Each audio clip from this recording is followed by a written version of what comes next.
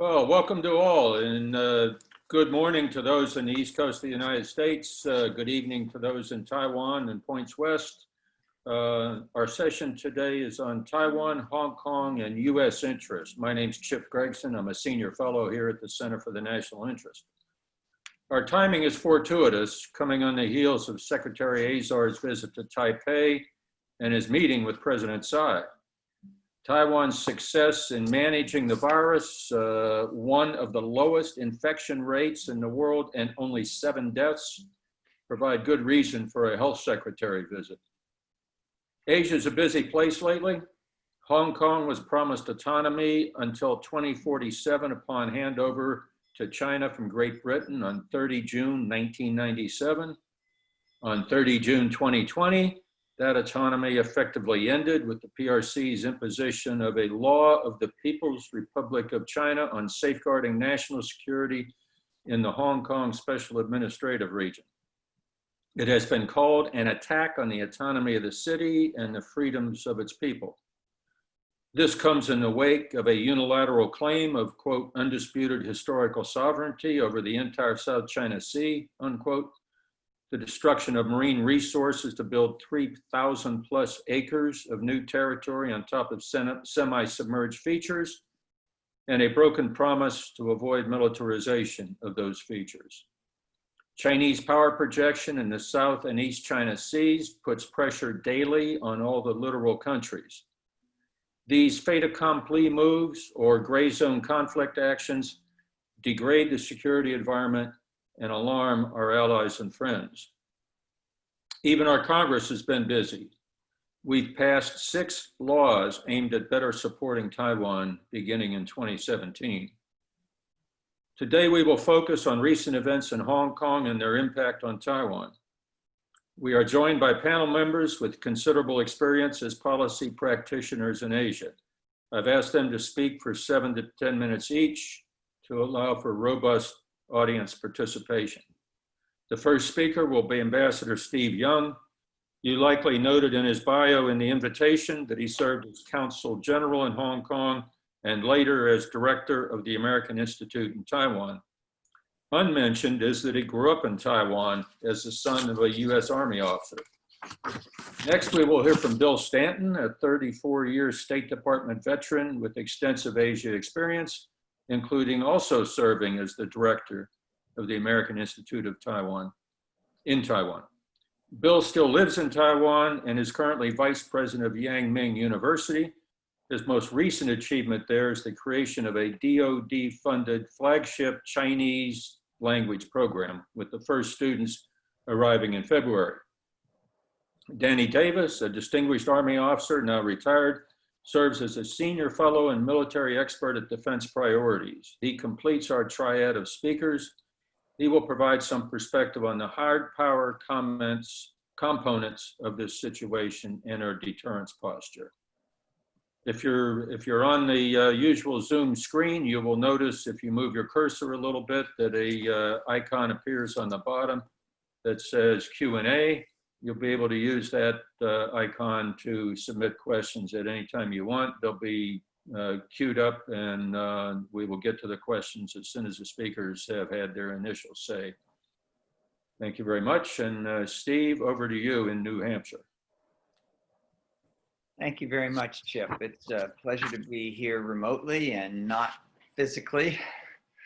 To be able to talk about a subject that is near and dear to my heart and that is making me very sad because what's going on in Hong Kong is not what most of us expected and is certainly not what was promised in the negotiations with the British or subsequently. To go back, as a very young officer on the China desk in the early 1980s, I was the Hong Kong desk officer, and I remember the British would come into us and brief us confidentially on their negotiations with the Chinese. I'm pretty sure that the Deputy Assistant Secretary who I was serving under was Stape Roy at the time, who later was our ambassador to China and a distinguished a career diplomat. But at the end of every briefing by the British of their very difficult negotiations in Beijing with the Chinese, they would ask us to weigh in with our influence to try and persuade the Chinese to be more reasonable. They would leave and Stape would turn to me and say, we can't have any influence with the Chinese. I mean, it would be foolish for us to try. We were very sympathetic with the British, but the fact of the matter is, having just normalized relations with China, our ability or interest in trying to carry water for the British was fairly low. The idea, of course, was that Hong Kong was such a special place that the Chinese would respect it. And as many of you recall, there was an agreement by the Chinese with Maggie Thatcher that after 1997, which was when the turnover occurred, that was when the 99-year lease the British had on Hong Kong expired, the Chinese promised that they would provide a great deal of autonomy to Hong Kong for the next 50 years. And they said this system, which is going to be so good, can also be offered to Taiwan. So as we get into the discussion of Taiwan, we can reflect on the implications of the unraveling of Hong Kong for any confidence on the part of Taiwan that promises by China are worth the paper they're written on. At any rate, the turnover occurred in 1997 with great aplomb. I want to say Prince Charles went, but I'm not positive. It was a big to-do, and there was a lot of hope on the part of people in Hong Kong as well as around the world that Hong Kong would continue to play the vital financial and commercial role that it had played for so long. And at first that seemed to be the case. And keep in mind that Taiwan was a much more elusive goal for China. So the incentive for China to do well in Hong Kong would, you would argue, have great bearing on any possible influence on Taiwan to have a closer relationship. Some of us are skeptical of that and point out that the difference between Hong Kong and Taiwan is that it has 90 miles of water between it and China and its own military. But at any rate, Hong Kong started out fairly well. And I visited Hong Kong regularly and talked to friends and people in the consulate. And there was a lot of confidence that Hong Kong was too important to China to mess up. Fast forward to 2020, and clearly something has happened. My own sense is that Hong Kong is somewhat less important to China now that you have big commercial centers in Shanghai and Tianjin and other places. But it still is a puzzlement to me that they want to be so aggressive in dismantling a system that they promised to the international community. And I think the British are being very vocal about this, but also any confidence that their neighbors would have that any promises they make, whether it's on the South China Sea or Taiwan or the Senkaku Islands or Korea, is really being undermined and battered by the lack of fidelity on the part of Beijing. Now, again, Hong Kong has changed in certain ways. There are competitor cities in the mainland that have offered some, but not all of the advantages Hong Kong offered. But I still think that the banking system and the comfortable environment for multinational headquarters that Hong Kong offered for so long is something that China cannot replicate within the mainland itself. So I think they're making a grave mistake. As a longtime China analyst and student, my sense is that Xi Jinping is in trouble. His economy is slowing down. He's trying to change the subject with his own people. And as a result, maybe he's figuring that Hong Kong can be a distraction that will take people's minds off the slumping economy and other things. I don't know. The fact that Xi Jinping has declared himself president for life makes him a vulnerable figure, because the people who put him into power probably all harbored quiet ambitions to have their own shot after the 10-year term limit that used to apply to Chinese leaders. And so he's got some domestic problems that he faces. But my basic sense is that the Chinese just don't value Hong Kong that much anymore. And perhaps they fear the influence of a free and open Hong Kong on their own citizens, millions of whom have been visiting Hong Kong as tourists and shoppers for a long time. So I think they're wrong-headed here, but it looks like this is a train that has left the station. You now hear that those who can are trying to leave Hong Kong. And I remember when I served as the Consul General in Hong Kong, I was stunned by the huge number of Hong Kong residents who had foreign passports, predominantly Canadian, some Singapore, American. And this was their escape valve. You know, they'd laugh and say, oh no, I'm fine here, but if I ever have to, I've got a quick way to get out. That can hurt Hong Kong a lot too, if these guys and women pick up stakes, take their financial interests and so forth and leave. So, you know, I go on and on about the value of Hong Kong that is now being undermined and belittled by President Xi. I'm puzzled by his logic, and I hurt for the people of Hong Kong, many of whom I've gotten to know. Jimmy Lai, I used to talk with Jimmy both in Taiwan and in Hong Kong. He's an outspoken guy, but he believed in a free press, and he's done a lot of good things. And for him to be arrested and dragged off in handcuffs is just stunning to me. And you just got to wonder who's next. But I think the United States needs to continue to speak out. I think the rest of the world needs to speak out. I think the Australians, the Japanese, the Koreans, and all the other neighbors, the Indians, the Vietnamese, who have tense relations already with China, have got to be disconcerted by what's going on in Hong Kong and its implications. So I have to say that the pessimism I speak of today has been growing regularly, and I grieve for the people of Hong Kong, and I hope that somehow things can change, but I'm skeptical.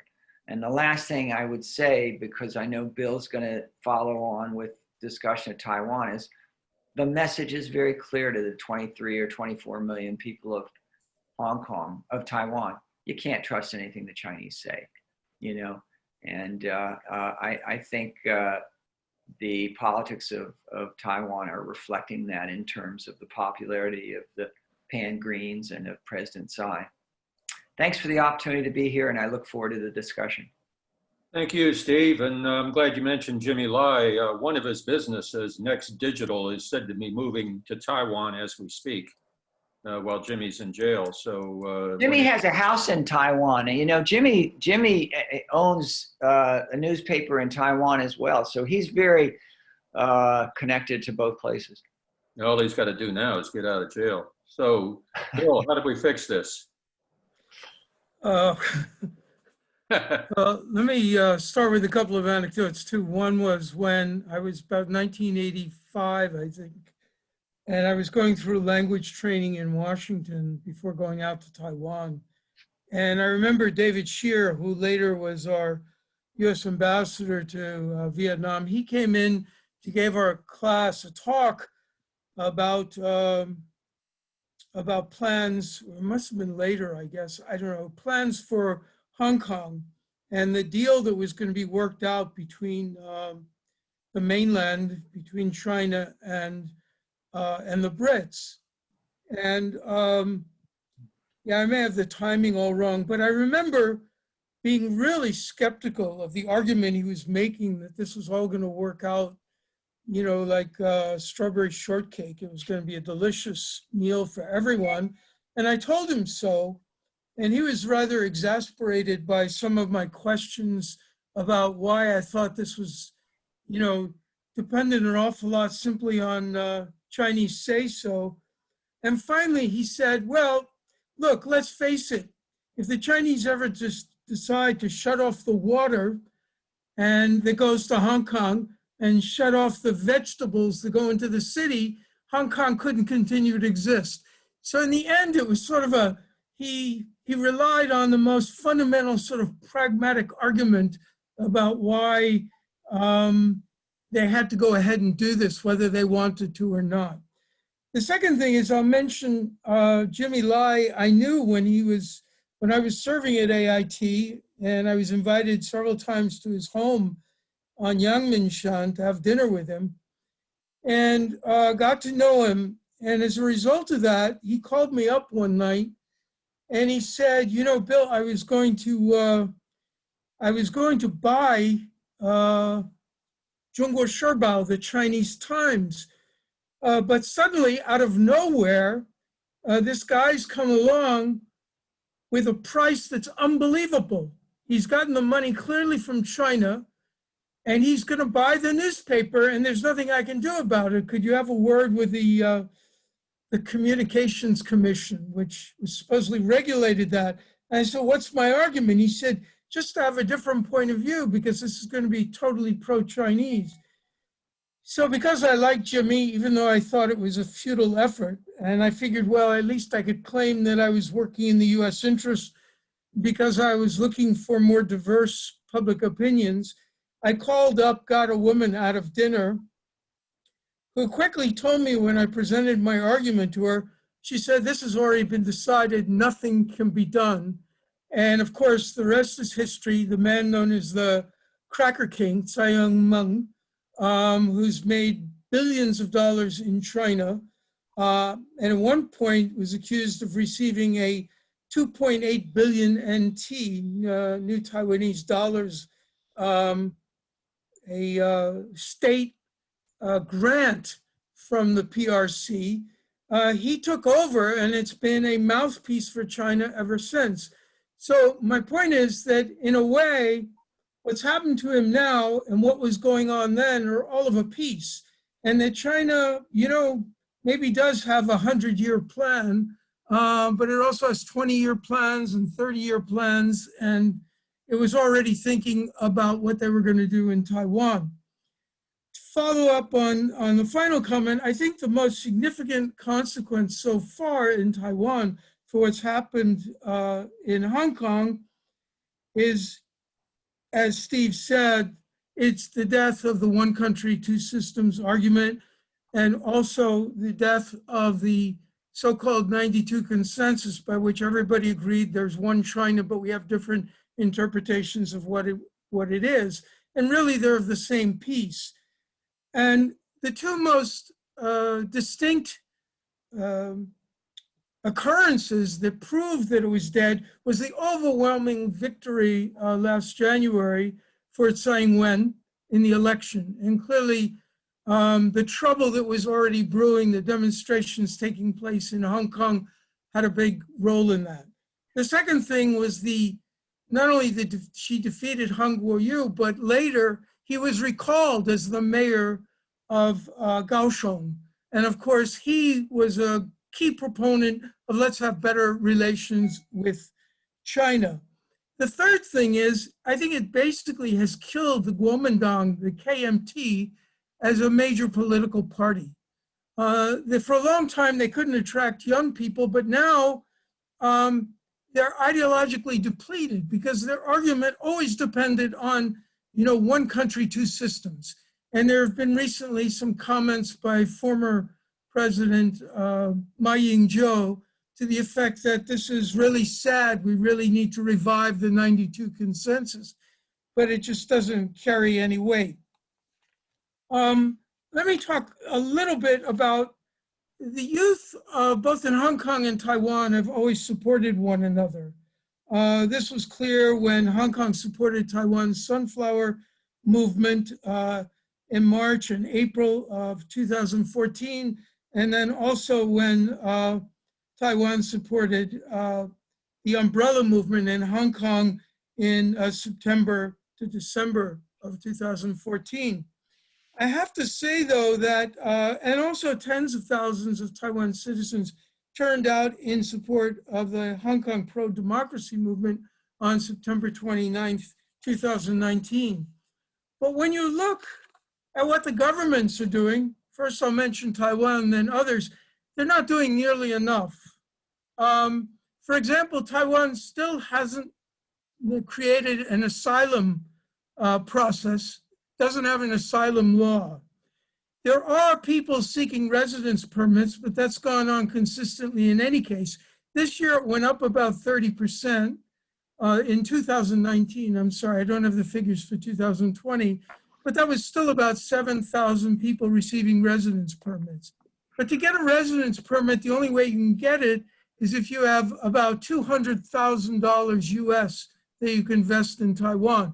So that's a pretty high bar for a lot of ordinary people.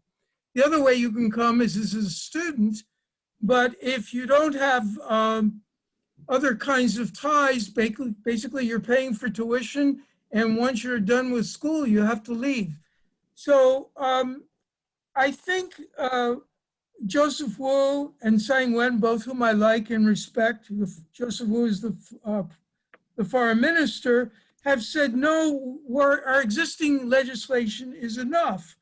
But, Joshua Wong, who's one of the dissidents who's been arrested, when he visited Taiwan, he himself remarked that the lack of an asylum process was really a problem. And the party that sees little reason for it is the Democratic Progressive Party, Tsai Ing-wen's party. In contrast, oddly enough, both the New Power Party and the even Johnny Jiang of the KMT and have spoken up on the need for an asylum process in Taiwan. If you look at what other countries are doing, the United States has imposed visa restrictions on 11 individuals, including Carrie Lam. Interesting that she never was informed by the National People's Congress Standing Committee what the new law, national security law, was going to involve. But beyond that, and a report today I read in Bloomberg that one US bank is nosing around to find out whether any of these people have banking interests in Hong Kong that might be related to US banks. I don't see a whole lot happening. That's true also of the Brits. The Brits made a big announcement that they could get this BNO, this special passport.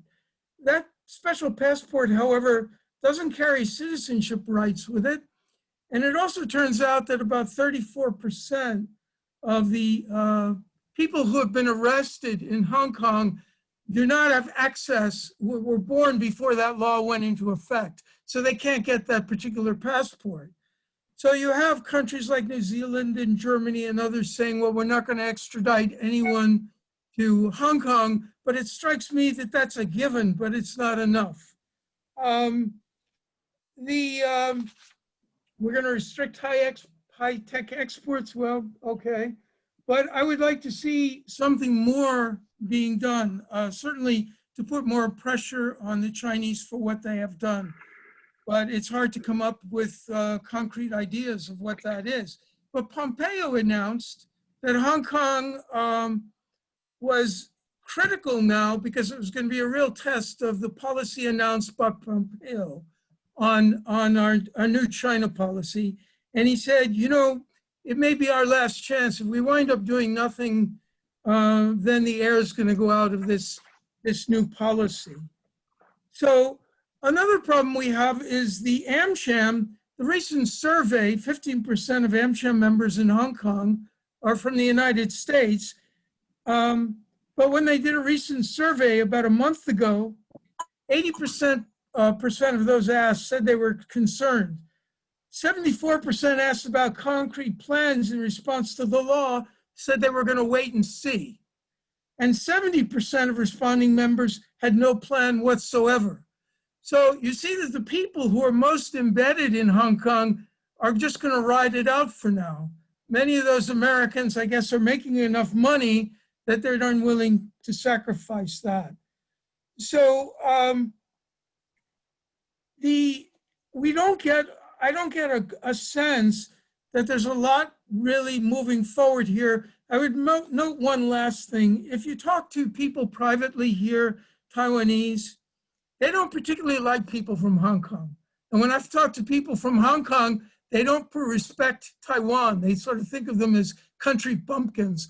And so I think there's also a cultural conflict here, perhaps about why more is not being done to help the people of Hong Kong who do want to leave. It's something I plan to look into more in the future, see what I can do. I would recommend to everyone to read Joe Bosco's piece, Hong Kong Test for New China Policy, which was published on August 5th,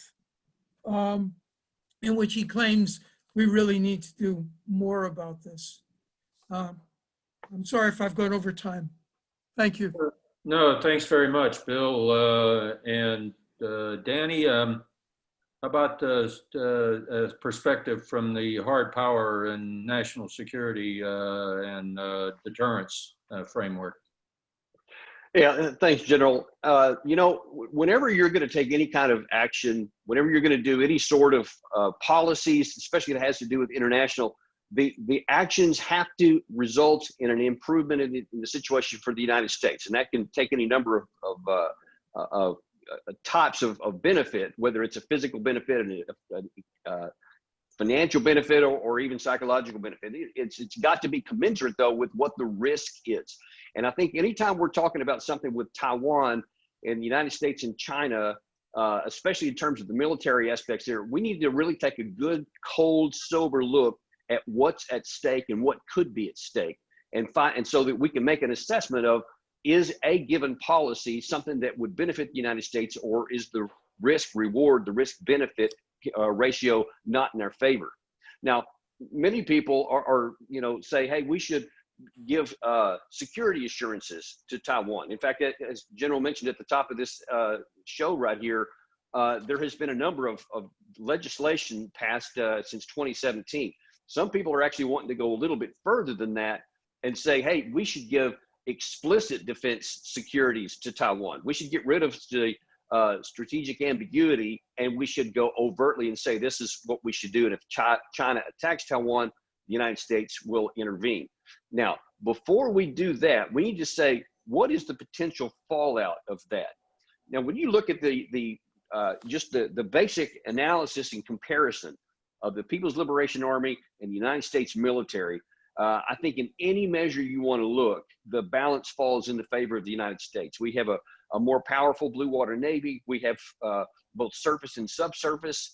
Our Air Force is more powerful. Our ability to project power globally is unmatched, not even close. Our space assets are very powerful, and our land forces, should they be needed, are also very powerful. But you also have to look at geography. So it matters a lot of where we're talking about fighting. If the Chinese should ever attack the United States or any of our allies in the region or any of our assets in the region, that would be a losing proposition, because we would be able to absolutely annihilate any kind of an attack like that. And I think China is very clear on this. They definitely don't have the ability to project power, very far beyond the first island chain, really. And even though they have very powerful missile forces, those are still relatively regional. So if they got out beyond that, they would be sitting ducks, and we would be able to pick them off one at a time. If, however, the fight took place in the Taiwan area, anywhere close to it, Now then, the strategic advantages goes to China. Even militarily, they would go to China because, as was mentioned previously, it's only about 90, 100 miles from Chinese mainland to Taiwan, and it's about 6,000 miles from the U.S. mainland to Taiwan.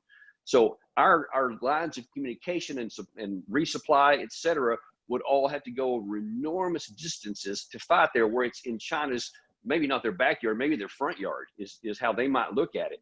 And so their lines of communication are very short. Their resupply is at hand. They don't have to go anywhere for that. And their missiles, their anti-access area denial, their A2AD capabilities are very robust and very strong. So if the United States were to go into a situation where we would be at the disadvantage militarily against China, and we should try to intervene on the behalf of Taiwan, it is conceivable that we could actually lose that fight. And that is critical to understand. It is not a given that we would win that. Even in the event that we did win it, we would have to say, what would be the cost of success in this case? Well, that is that you basically set ourselves up for a long-term, indefinite garrisoning of Taiwan to keep it from ever being taken again. Even in the best case scenario, we would lose some large number probably of aircraft shot down, ships sunk, troops killed. I mean, it would cost us a great deal. And then we would be on the line, on the ticket to continue to defend Taiwan. And it's certain that China at some point would almost certainly try again. And we would have to be ready for that, especially in this COVID-19 situation right now where, our budgets going forward, everything's going to have to contract because our economy is contracting, and defense is probably not going to be off the table either. We're probably going to have to cut defense whether anybody wants to or not. And if we then take up some sort of a military obligation that would make the budgets go sky high, we would be in a real problem, because in order to support that, you'd have to cut something else major somewhere else, and that would actually put our own security at risk. And that's where I get into the calculations of what we should do. Certainly have to expand beyond what do we want to happen, because obviously we want democracy to take place. We want people to be free. We want China to live up to their obligations and the words that they've made over decades of time. Absolutely unequivocal. We want that. But we have to do something that is not cost prohibitive and that could actually harm our interest should we come to the aid of Taiwan. And that is very situation that's very dangerous and fraught with risk if we go too far, because we don't want to hurt our own interest. Now, that's not to say that all is lost or that there's nothing we can do, because there is very much something we can do. The same capabilities that China is employing with A2AD, expressly designed to interdict an American intervention in such a war, we can help Taiwan more than we have been to have their own A2AD. They have a very robust defense as it is. We can help them make it even stronger, sort of a porcupine kind of defense, as some might refer to it, to where it would be so costly for China to attack that they might not succeed, and that they might end up being the big losers there, and Taiwan would still be its own independent entity should they try to do that. We can do the same with other friendly countries in the region, with Taiwan. I'm sorry, with Philippines. With a number of others, maybe even Japan could increase their defenses even more, so that it's on the countries that are there that independently have a very robust and very tough defense, so that if China should ever want to be territorially ambitious and it should ever want to conquer something else, they can see that the cost would be so high, even in the region, that they would not do something. Because one thing you can say about China is that they're very rarely self-destructive, and very rarely take actions that work to their disadvantage. They're very patient over time, and they'll try some other things. But as long as we can help our allies and our friends in the region be strong defensively, that can work against China wanting to do anything bad. And the net result, of course, is that there's some autonomy, and if not independence, remaining for them, and the United States continues to benefit from our relation with Taiwan. So that's kind of in a nutshell the basics of what I see, and I'd be willing to entertain any questions anyone may have. Danny, thank you very much. And I'm really glad you brought in the component regarding our allies and how important it is that we maintain our alliances over there and maintain them in fact and not just rhetoric. I think we're ready for questions now. We have two of them queued up. First one goes to Paul Herr, a policy practitioner from years past. I think he's probably logged the maximum allowable seat time in his sit room over a number of years. So he's good at asking the hard questions. His question is, given President Tsai's dismissal of the 1992 consensus as synonymous with one country, two systems, is Taipei's position on, quote, one China, unquote, still consistent with Washington's, quote, one China policy, unquote? Does Taiwan still see itself within a one China framework? Seems pretty much oriented to Taiwan. Bill, do you want to take the first swing at that, and then we can... Sure. I think it's a misnomer to say we have a one China policy. What we should say is we have our China policy. When you go back and you look at the communiques, we said in the Shanghai communique, the first one, that the US acknowledges that people on both sides of the strait believe or hold that there is but one China. We never said we believe there's one China. We said the people on both sides of the strait, and that was a lie, because nobody asked the people under Chiang Kai-shek's reign whether they wanted to vote on this. And during the Cultural Revolution under Mao, they weren't going to be asked what they thought about the cross-strait relationship. So I think that over time, through slippage and bad usage by State Department spokesmen, it's come down to people saying, well, we have a one China policy. What we've had is a policy that we recognize Chinese government, and we haven't recognized the Taiwan government, but we've never said there's one China policy as China interprets it. And we need to be a lot more careful about how we use that.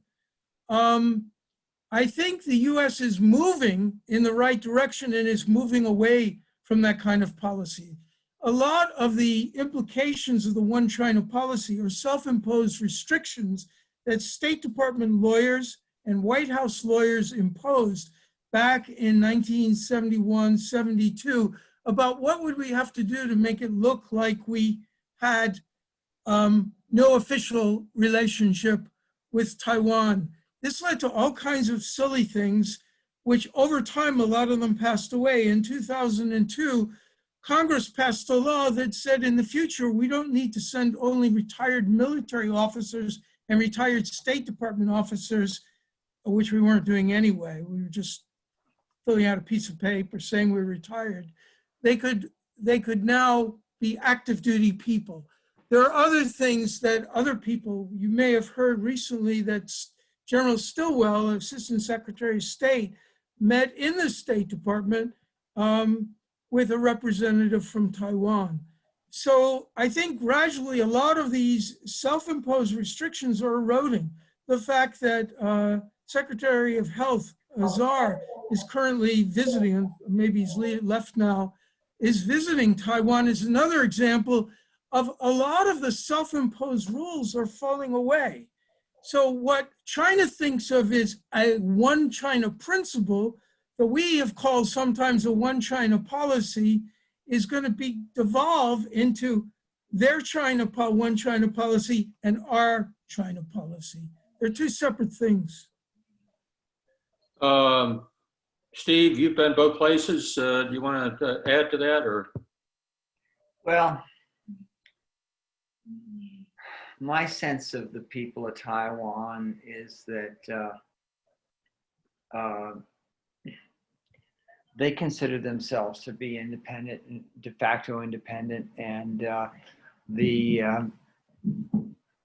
for a while they had flourishing commercial relations with China. I think those have atrophied to an extent, but there's still a lot going on. And I think that Taiwan, as Bill has indicated, really enjoys all the recognized attributes of sovereignty that most people accorded. I remember I had a very interesting conversation with Stephen Krasner, a professor at Stanford who worked briefly in the State Department, about the concept of sovereignty. And he took a look at Taiwan at my request and said, boy, you know, they've got most of the attributes that I assign to a sovereign nation. I have long told my friends in Taiwan that their fixation on diplomatic allies was misplaced because they spent a lot of money on these very small countries. I think there's 15 of them, is that right, Bill, now that continue to have formal relations with Taiwan.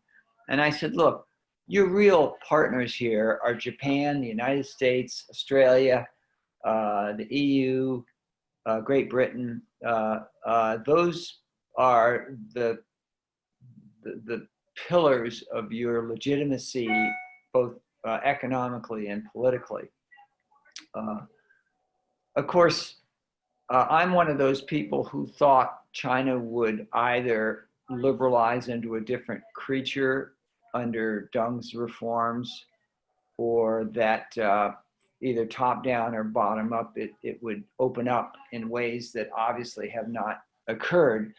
But I think that what that has left us with is a very brittle system where public opinion is squelched, and it's not, I mean, it costs an incredible amount in coercive efforts by the Chinese to prevent challenges to the authority of the Communist Party.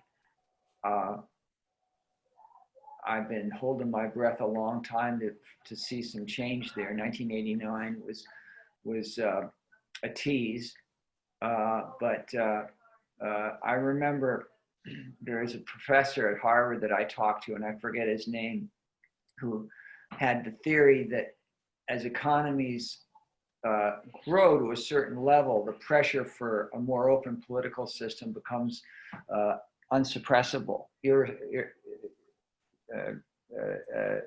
unstoppable. Many would argue that the emergence of a fairly broad middle class in China is one of those preconditions. So I think that China's sitting on a powder keg.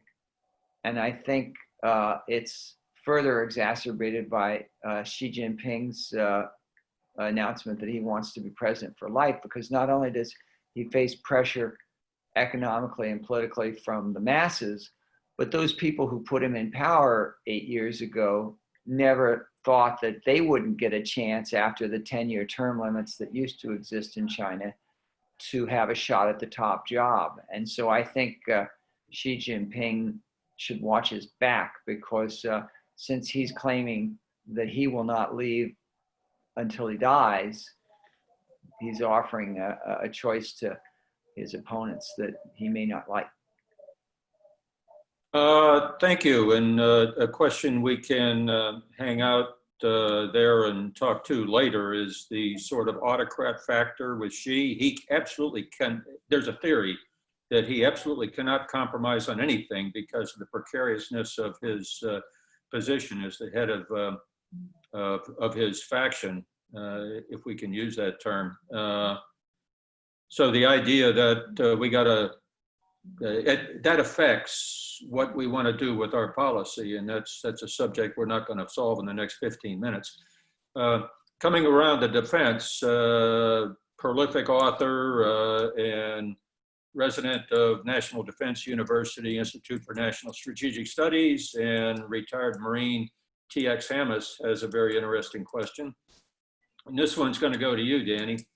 Recent reporting notes that Taiwan continues to buy high value but very vulnerable weapons systems, while showy F-16s and M1s will not add a great deal of capability to its defense. More worrying, it does not train its reserves or integrate them well into exercises. Should the U.S. demand, should the U.S. demand that Taiwan show more serious defense effort if it wants us to assist in its defense? Well, I think that if that is the decision that is made, that we were going to do that, then it obviously does make sense that we make sure that they're integrated and they're compatible in various defense systems so that we can work together. And that's something that we would have to do to advance what they are, because, you know, there is this propensity to want to do things that look flashy, that look scary, you know, to your opponents.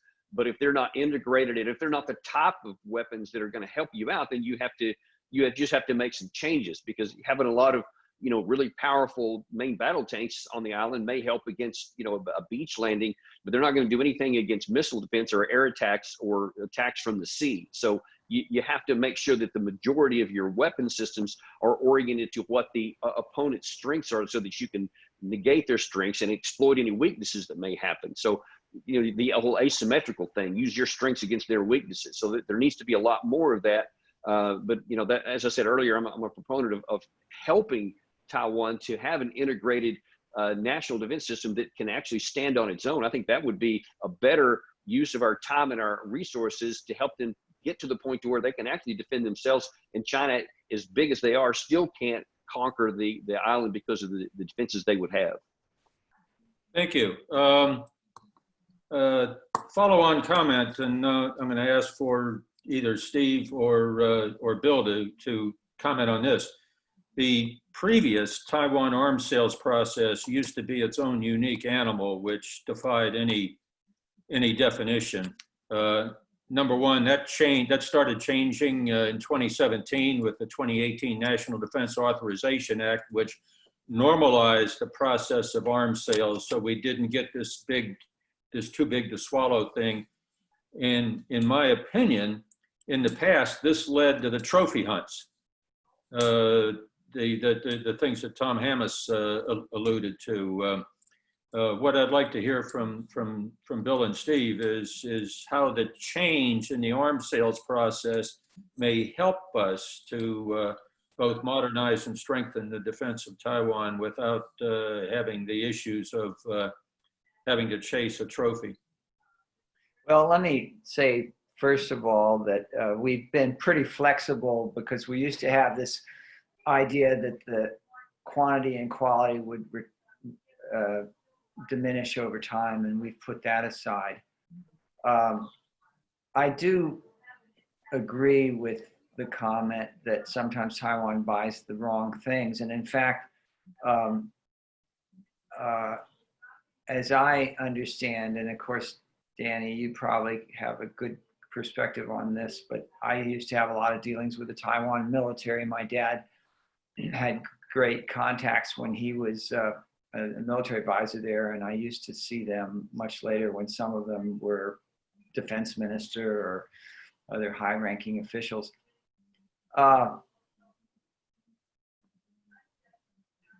It's much harder to attack an island 90 or 100 miles away than it is to defend it. And the question also arises that do you really want to fight them on the beaches, or do you want to absorb them and then counterattack? There's a lot of strategies there, but I think that there's a reason China has never attempted an attack on the mainland. In fact, they had trouble threatening Kinmen and Matsu, which are just right off the coast of China. There's a whole different story in terms of why Taiwan held onto those islands and so forth. But anyway, in fact, they are now being invaded by by Chinese tourists. The last time I visited there, they were swarming with Chinese tourists from Xiamen, and the mayor of Matsu told me that that's where their economy was based now, not on what he called the mainland, which was Taiwan. But let's hope it never comes to that. But I think it would be a very tough nut to crack for China to try and invade Taiwan. In fact, even attacking offshore islands would probably be a very difficult task for them. So one hopes that the Chinese are rational enough to never try this. But Xi Jinping is, the good news is that he said that he wants to stay in power forever, but that he wants to solve Taiwan during his lifetime. So maybe there's an argument for having him live a long, long time.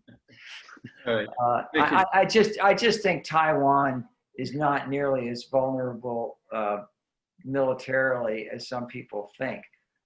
What it could be vulnerable to is economic threats or boycotts or embargoes.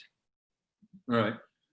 Thank you, Steve. Paul Herr comes back with another one, and it's on the theme of, I guess, appealing to Beijing's better angels. Could Beijing score any points with anyone if it publicly clarified that one country, two systems would be applied differently and more loosely in Taiwan than in Hong Kong?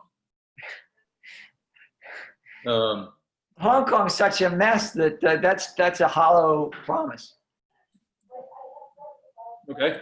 I Bill? mean, Hong Kong's gone. As far as I'm concerned, Hong Kong's gone.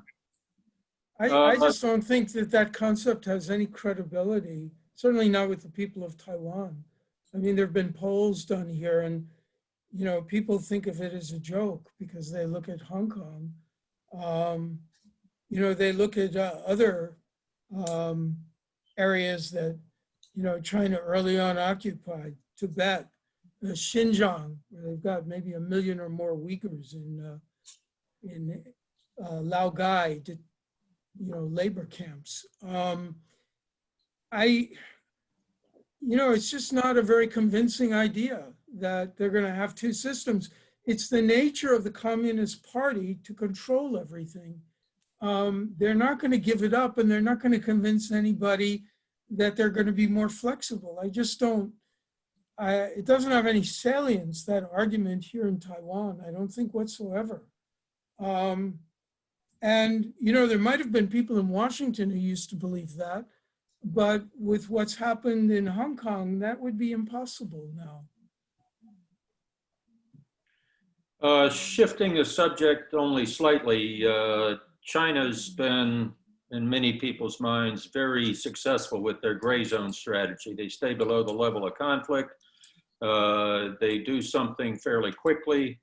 The rest of the world fusses and fumes for a moment and then goes off to chase another issue, and we're left with a net loss on whatever it was that we're talking about. The power projection into the South China Sea in 2012, 13, with the dredging operation that, number one, violated China's guarantees that they gave the world under UNCLOS. Number two, it destroyed enough of the marine environment that it risked a collapse of the marine infrastructure, small M marine infrastructure in the South China Sea, which would have created a food shortage, all those types of things. Staying below the level of conflict, Taiwan is reportedly experiencing significant political warfare sourced across the straits. And Bill, you're nodding vigorously. Since you live there, have you got an impression of how they're doing this and what Taiwan's doing to push back? Well, one thing is, of course, they have a huge number of agents of influence. One of them may well be the president of National Taiwan University. Tsai Ing-wen said she didn't want him as president, but somehow he became president. He was working illegally against Taiwan laws before he became president as a professor on the mainland while he was still receiving government money. And he also was writing anonymous articles on the mainland and getting paid for it. But there are many people. I was approached by someone one time who was a professor at a mainland university who wanted me to come and speak. I did turn down that offer. I said I was far too busy.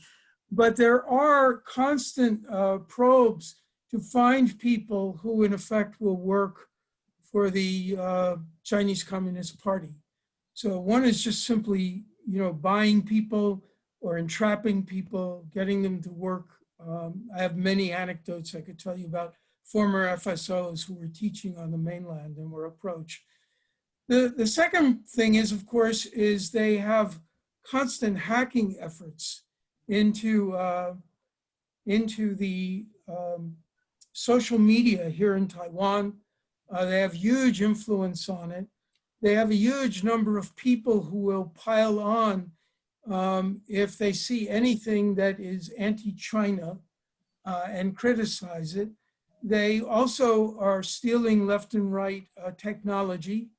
When I was at AIT, one of the most famous cases was Corning Display Technology, which at the time it was an American company. It was the largest single investor in Taiwan. And it turned out that they had bought the director of design and his deputy. And actually they had joined the Communist Party like for a year before they were finally caught. So it's very easy here because everybody speaks Chinese.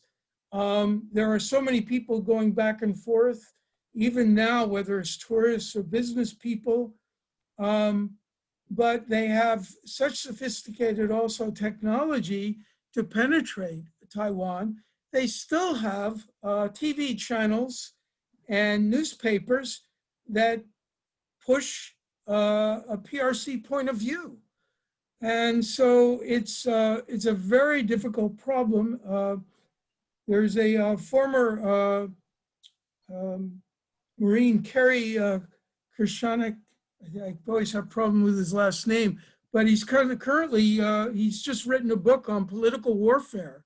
And 2 of the chapters are on China. And I hope I'll find time in the next week to write a review for him. But it's a prevalent problem here. The government's aware of it, but it's so prevalent that it's hard to know, it's a bit like whack-a-mole, which one do you hit first, second?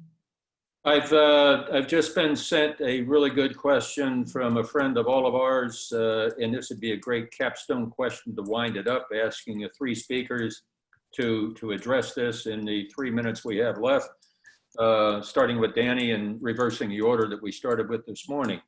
What are the benefits, cost, and risk of scrapping strategic ambiguity and telling Beijing publicly the U.S. will defend Taiwan? Danny. Yeah, I think one of the biggest risks right off the bat is that it risks sucking America into a war that we should never fight.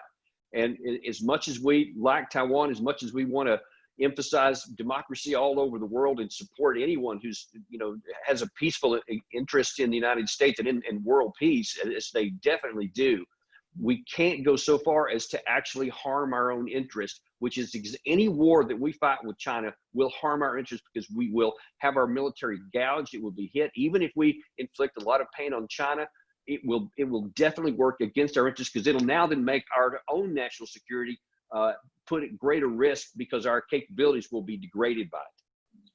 Thank you. Bill. Well, I wish Danny had been speaking up when we decided to stay in Afghanistan for 25 years or something to create democracy. When we decided to invade Iraq for weapons of mass destruction. I wish that we were as generous to other countries as we are with Israel, where we give about $3 billion a year. We put it in a bank so they can gain interest on it before they buy American weapons.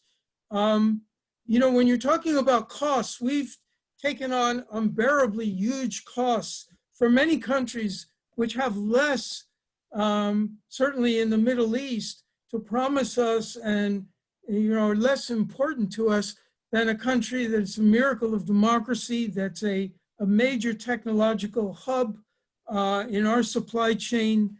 I just think you're exaggerating the risks. I think the Chinese are also not all that confident about taking us on. So I think we should do more for Taiwan. That's my own strong view.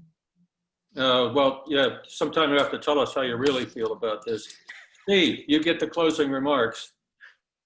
I think we might as well pull up and leave Asia if we let Taiwan fall to China. Geostrategics. There are a lot of arguments why we shouldn't. That's simple. Frankly, I think Japan would be willing to be a de facto ally of Taiwan's if it did.